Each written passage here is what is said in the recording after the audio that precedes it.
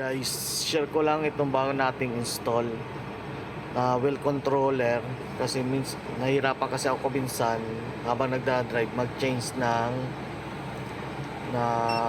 ano natin sa music, magpindot dito sa Android unit natin. Kaya naisipan ko kumabit nito.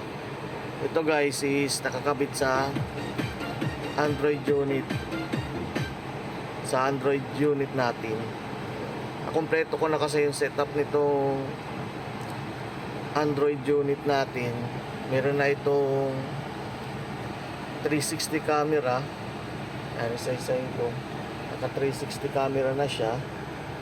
Then meron na din siyang TPMS, tire pressure monitoring.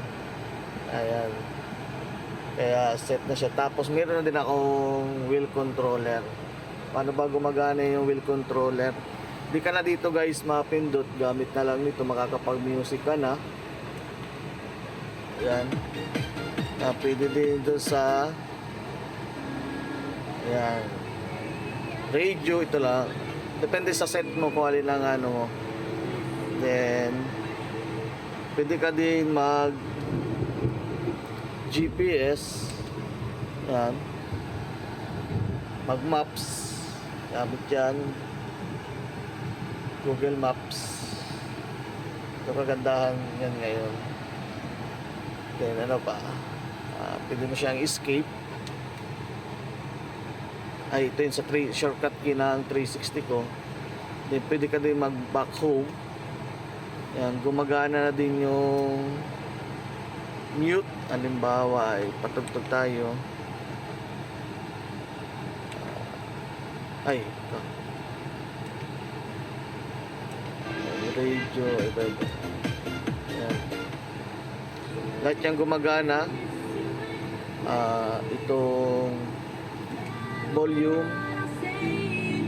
Ayan. Papahina. Saka yung pag-change na music kapag ayaw mo. Ayan. Yung mga yan. Tapos din mute. Ayan. Kompleto na siya.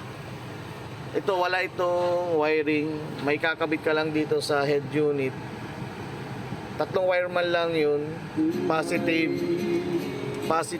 negative.